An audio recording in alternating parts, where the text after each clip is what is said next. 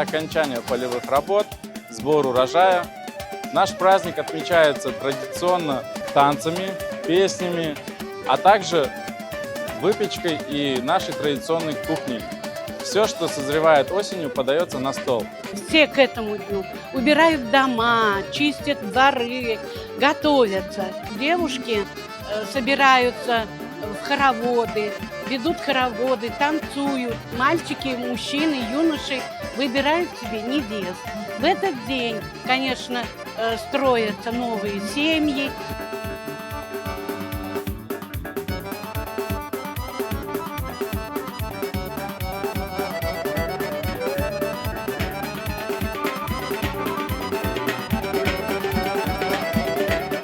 Altmış baş, 70 baş duvar.